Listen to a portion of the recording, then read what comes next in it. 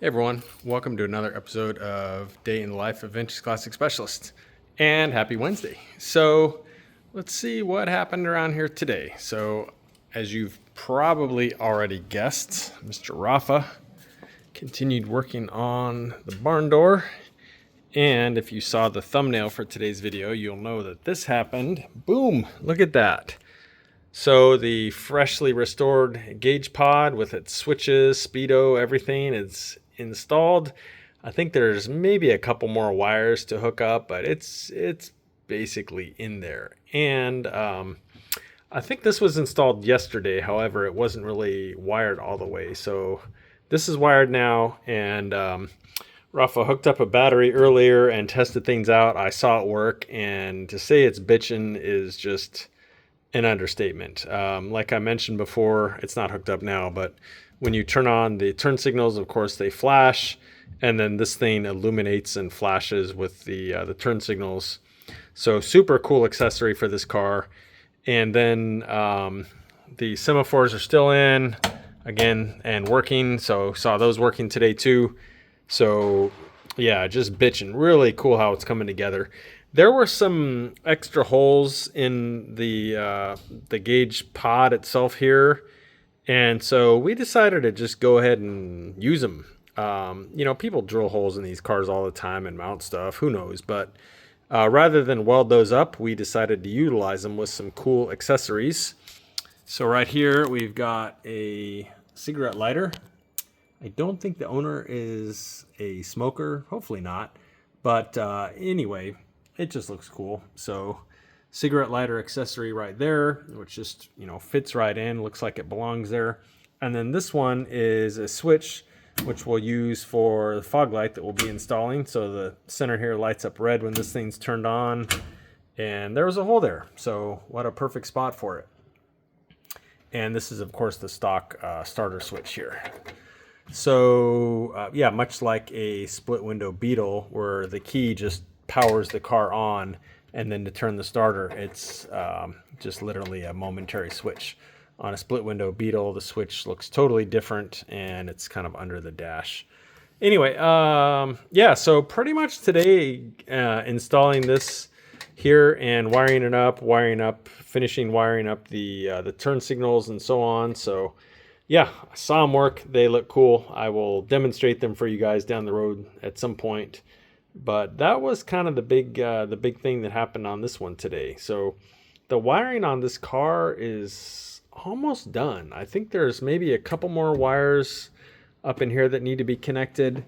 And then I don't believe the headlights are, let's see here. I don't think the headlights, no, headlights aren't in, but that's, simple 3 or 4 wires on each headlight. So, but those will go together and be installed. And the third brake light is obviously will go on with the deck lid, but that's all done and finished up.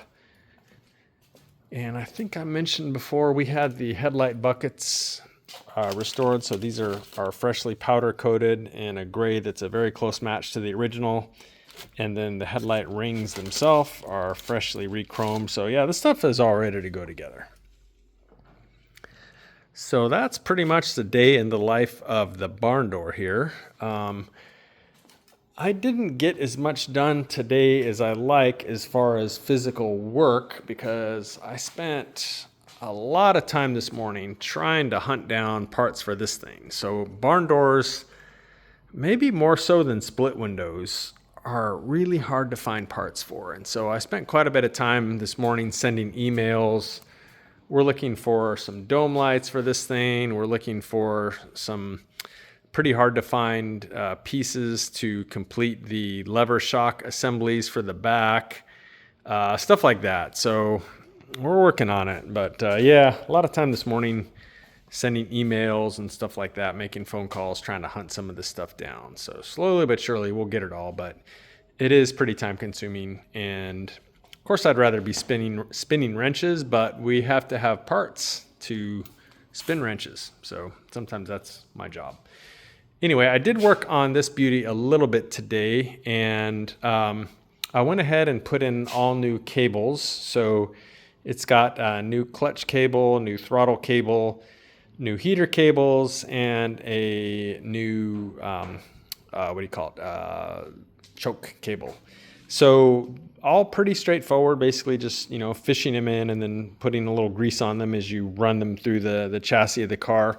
The only one that's a little tricky-ish is the choke cable, because I think the guys in Argentina may actually make a reproduction choke cable that has the cable on it, but we like to use original stuff, of course. So pretty much took his choke cable, and this is kind of how they are. So the cable itself is swaged onto this metal collar here, and so basically we cut that off and then we drill into this metal sleeve here, and then essentially solder in a new wire. So it allows us to reuse the original knob, which has some, kind of nice wear on it, so to speak. And that's always better than a reproduction, unless it's just in terrible shape. But this looks good. Shows its age a little bit, but still looks really nice. So yeah, pretty much put a new cable on that and ran it through to the back of the car. And then somebody had cut off the cable pretty much where it comes out of the back of the chassis. So I just left it long. We can trim that one later once the engine's in and stuff, and we get the routing on it. And then the other thing is that the those cables at the back of the car run through a housing that looks kind of like this spring-looking deal. So yeah, basically what we do is we buy an oval window choke assembly, and then steal the wire out of it, the cable itself, and then we'll chop up this housing and use how much of that we need. So on an oval window, this cable and the housing, everything runs all the way to the front of the car. So on this one, all we really needed the housing is the back, essentially, like where it comes out of the tunnel up underneath there. So yeah, we'll slice and dice this thing and make it work beautifully. So what else? Pulled his 12-volt battery out, which was in like a big aluminum, battery holder thing, which looked appropriate in this car when it, was a hot rod, but looked kind of silly in there now on a stock car. So yeah, that stuff all came out. Now we have to go and add the tab and the stud to the floor to put in the battery holder. I don't think we're going to go with a true split window style. I think we'll do more like the oval window style battery on here, because namely because you can actually find a battery which is a size 19L, and you can buy the cover pretty easily. The split window stuff is like a totally different size battery, totally different cover. It's all very different. So I don't think the owner is going to mind if we just go with the oval window style with the 19L battery and the relatively readily available battery cover and stuff like that. So that'll all be going. And then it's all hidden under the seat anyway, and it'll look amazing. So that's that. What else? Talk about this in a minute. The other thing today that's kind of not a huge deal, but kind of goes along with the cables, was I did reinstall his pedal assembly and got it all, the pedals lined up and stuff like that. So yeah, not a big deal. They're a little bit of a pain on a Volkswagen because of the way the clutch cable attaches to the little hook on the end of the clutch pedal itself, but yeah, it's not that bad. I did have to, however, so these have a separate stop for the brake pedal, and his was busted off at some point in time, and it wasn't really making a very good stop for the brake pedal. So ran over to Brian Washburn's and got basically like a later version of this, and I sliced and diced it a little bit, threw a coat of paint on it, and now it works perfectly. So that was that. Just had some momentum here. You can get that one from Wolfsburg West, but I was really wanting to finish up his pedal assembly, so I got that one from Brian and chopped it up and put it in there, and you can't see it, and it works beautifully. So I think that's a fair deal. Anyway, so yeah, pedals are in, and what else? I think that's about what I got done on this one today. In other news, went ahead and brought his motor in, and I'm going to start looking at it. Not super happy with how his intake manifold looks, and this is more like a 36 horsepower manifold anyway. This one should have the K manifold on it, where these come out more like this.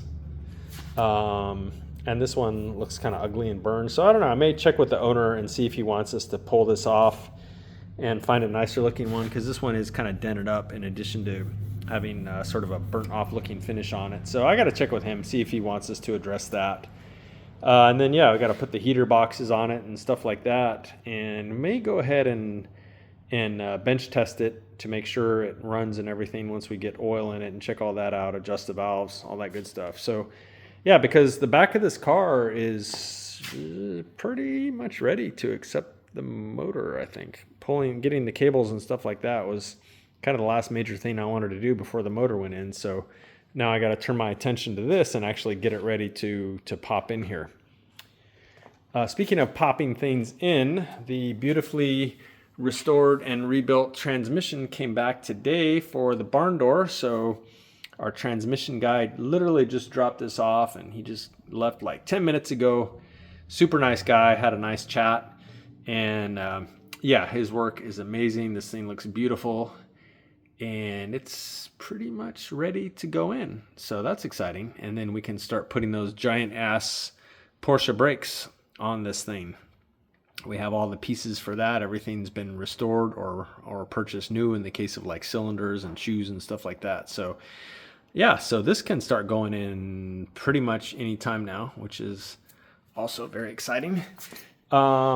The other news is that the 69 bus, our upholstery guy who lives about an hour from here, picked up the seat frames, which were freshly powder coated now, so he can go ahead and get started on the seat upholstery for the 69 bay window bus. So it's kind of exciting. Lots of things happening in the background here, keeping these projects moving forward so that when we're ready for those seats, he'll have them done. That's going to be a while still, but we thought we'd go ahead and let him get started on them and get them out of our way. So kind of a win-win right there.